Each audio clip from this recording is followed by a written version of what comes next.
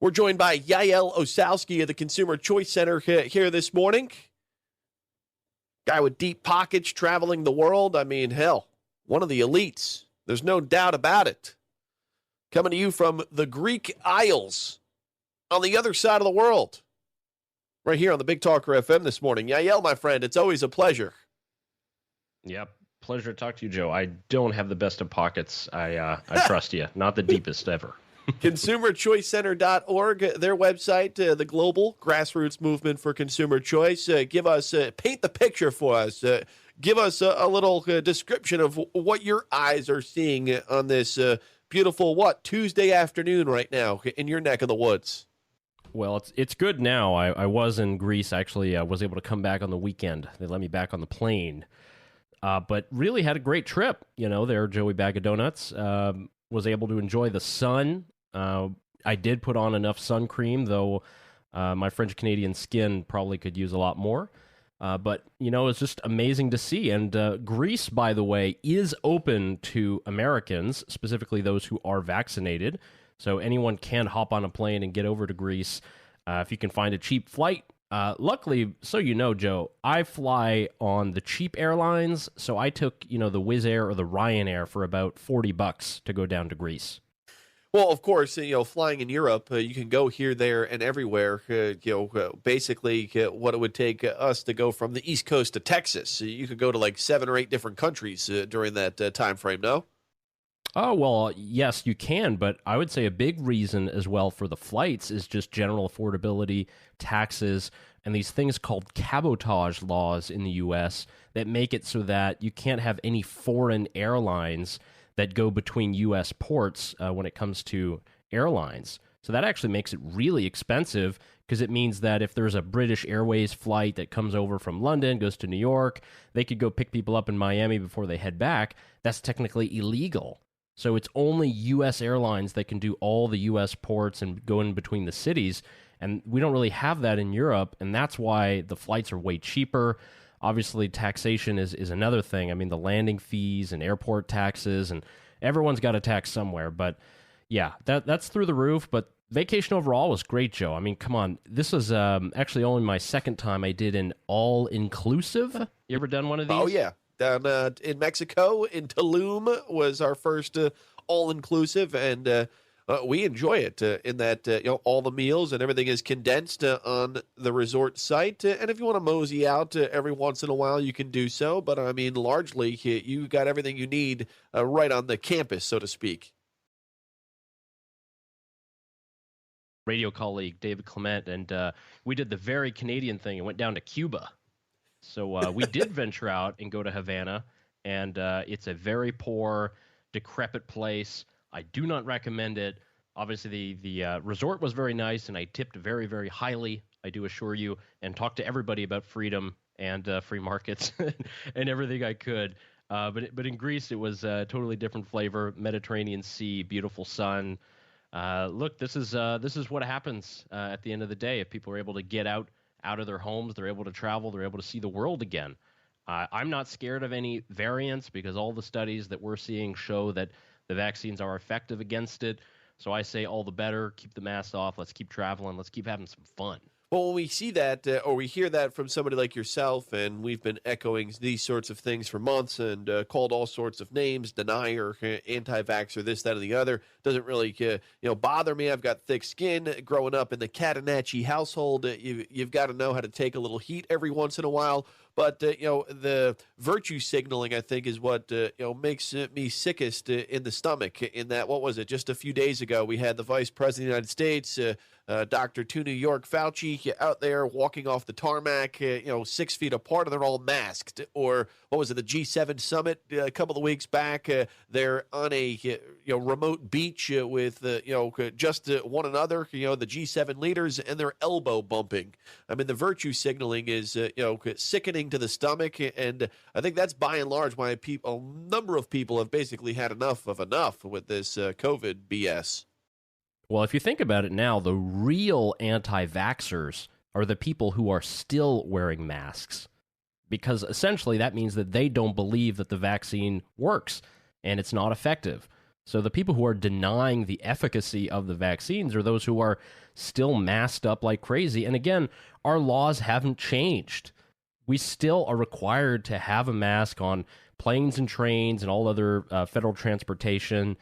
We talked on our show, I think 2 weeks ago, with a guy who was kicked off a flight because his 2-year-old would not don the mask. Could you imagine, Joe? The 2-year-old would not comply with government orders, and they were kicked off the flight, and all their luggage, flew away, and they had to go get it. But I tell you, this is it's something to where we need to see government working better. And I know we often talk about limiting government and making sure that we have better regulation. It has to be smart as well, and we have to adjust with the times. And if we don't have masks mandates in many stores and in most areas, it makes no sense anymore to have them on airplanes and trains and some of these other places where you're required to don them. So unfortunately, it's still a reality here in Europe. I'll be heading out to the F1 race over the weekend. So I'm sorry to all my NASCAR buddies and fans, but I will check out a little bit of European racing. And there, you do need to wear a mask at the entrance, but I do believe we don't have to wear it throughout the race. And if that's true, then I will go out and protest. Nothing better than being outside, say at the beach, and maybe even in the ocean, as I saw during the Memorial Day weekend. I'm taking a dunk in the ocean. I come up, wipe the salt water out of my eyes, throw the WAP mop back, and all of a sudden I look to my left, and there's somebody in chest-high water with a mask on. A little confused with all of that, but nonetheless, to each his own, I guess. Whatever you need to do to feel safe and secure in this wild, wild world that we're living in, Yaël. As we communicated earlier this morning, you said among some of the talking points that you wanted to hit, we need to start looking at regulations. What in the hell do you mean by that, Yaël? I mentioned that generally, but really I think about when we let's discuss travel, for instance. When we think of all the taxes, when we think of the regulations that are passed, we always assume, and this is a very rudimentary assumption, that things are done for a reason, that there's some logical reason, not to sound like Spock, but it's all about logic. There's some logical reason why we have this particular regulation or this particular law, like the cabotage laws that I mentioned before about planes flying between different ports if it's from a different country. There's always this assumption that it's a rational, logical decision, but much of it is not. Much of it is based on, if you look at public choice economics, the idea that there are particular groups that have influence that are allowed at a particular time, and they can get a regulation passed. And that's what is so problematic about a lot of regulation. And this is not a general decrying. We can talk about all the examples all day, and I think that's what I've done on the radio with you, Joe, probably the last 3 or 4 years. But there are so many instances where laws exist or regulations exist because at one time it maybe made sense because of some pressure group, but these things are still enacted and they're still in order. And I hope it's not going to happen that way for the mask mandate. It happens every day with a lot of taxation that are on various products. And I'm very wary of the idea that we need to continuously add to the register, both to the federal register and to the state register, of the more and more laws that we need. And I think we need to have more of a general skepticism. I'd love to see a type of sunshine law that they have down in Florida. I'd love to see something to where many of the regulations that are passed, particularly on income or on personal behavior, have an expiration date. Something like that I think would be much more effective. And I think if regulations are needed, and in some cases they are, then we can keep those and we can apply those. But otherwise, the system has grown far too paternalistic, and it means that Joe Catenacci can't go down the boardwalk with a beer at the same time that you can't get a cheap flight between here and New Orleans. It's much the same. Well, and one of the things that really stood out to me over the course of the past year in regards to healthcare, and one of the things that we hear about is that there is not an equal share, I guess you could say, of those who may be on the lower end of the socioeconomic scale and their access to a doctor or to a healthcare plan that suits their needs.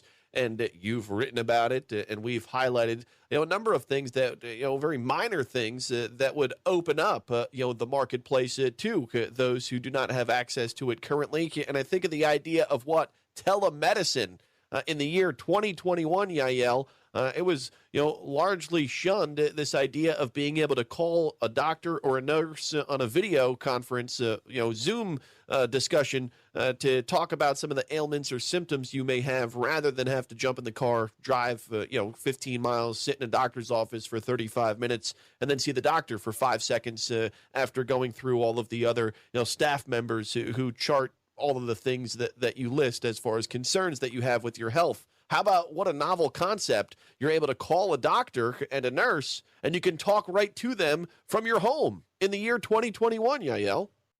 Indeed. And, telemedicine is one thing that has advanced in the course of the last few months. Various states, including North Carolina, have adopted various regulations to make that easier, which is ridiculous that it was even restricted or super regulated in the first place. And that's the kind of really big caveat. The biggest example with healthcare is just that all of this stuff is always managed by the government, or this subsidy or that subsidy. People should just be free to go out and choose their own insurance plans.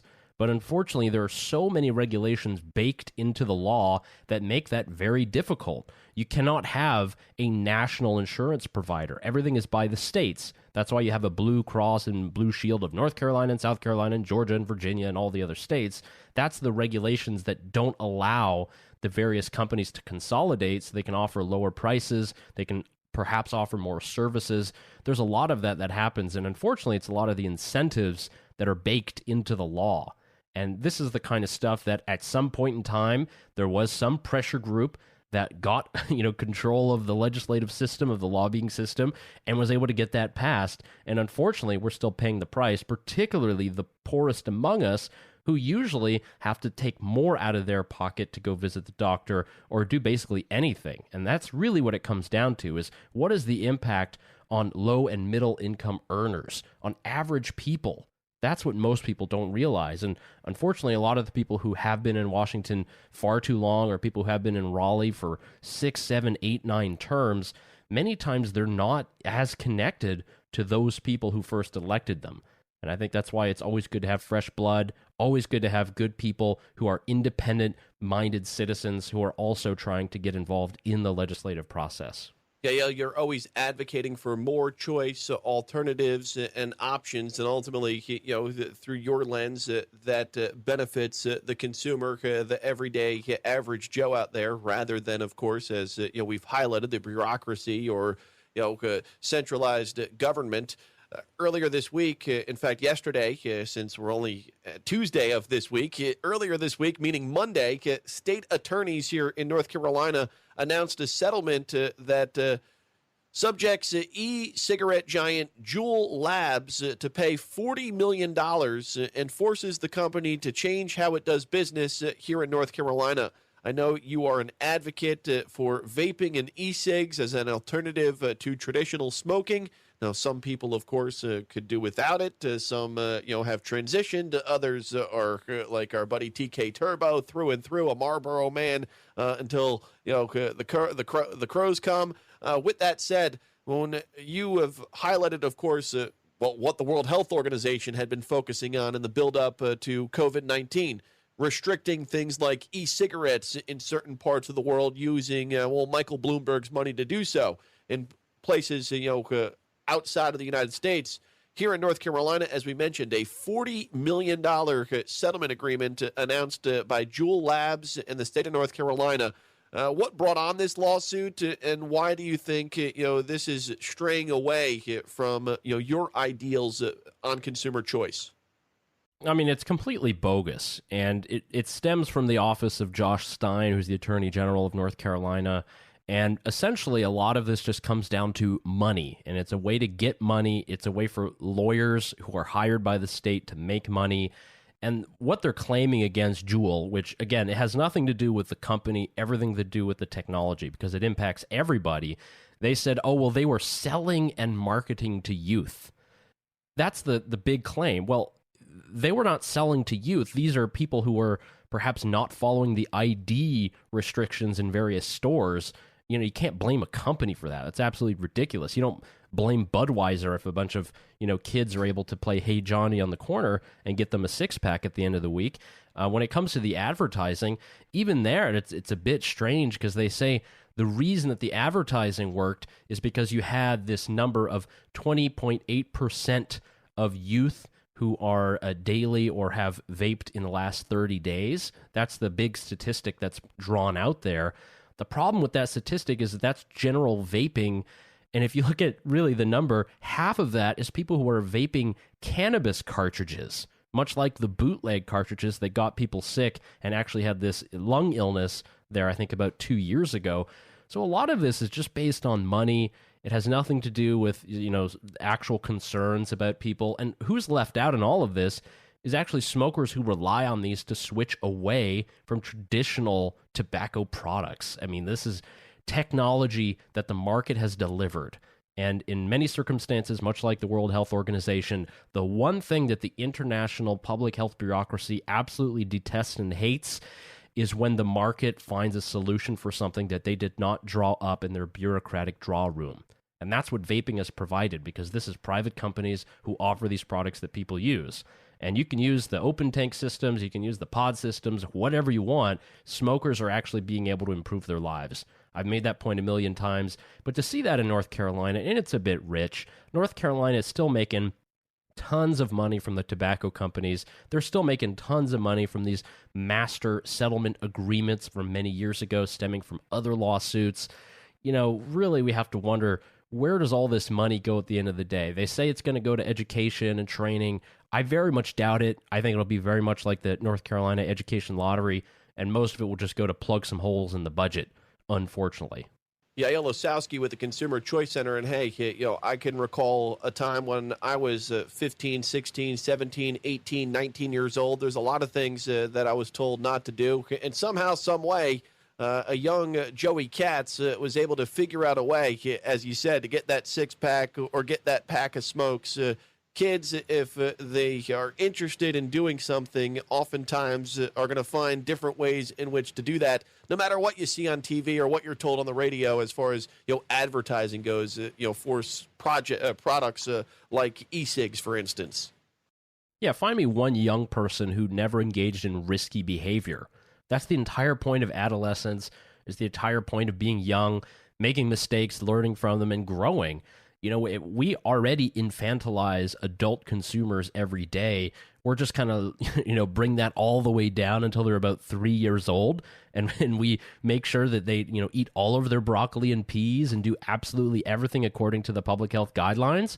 There's no freedom of choice in that system. There's a reason that we live in a free United States and not in a totalitarian dictatorship like China or North Korea, because we do have freedom of choice, and it's consumer choice. And, one day it might be your Big Mac or your hamburger that they're coming after. So maybe vaping or smoking, none of this applies to you. But really, there's a lot of talk about alcohol as well. Alcohol might come under the purview of the World Health Organization, fatty foods. There's a lot of different areas that the international health bureaucrats, while we're talking on the radio, they're thinking up regulations and restrictions that'll make it harder to access those items.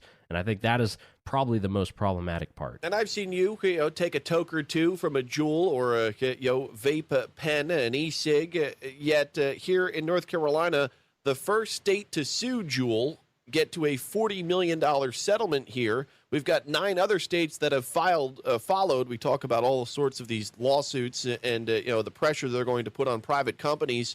At the end of the day, say Juul, and I'm sure they're very profitable in what they do. But 30 million is no small chunk of change, or 40 million, whatever it was. You throw in 9 other states involved in this. If they reach similar settlements, all of a sudden their bottom line is hurt. And who benefits from these sorts of things when government is able to win out on certain businesses within certain industries, but leave others alone? Well, it's the government, A, the lawyers,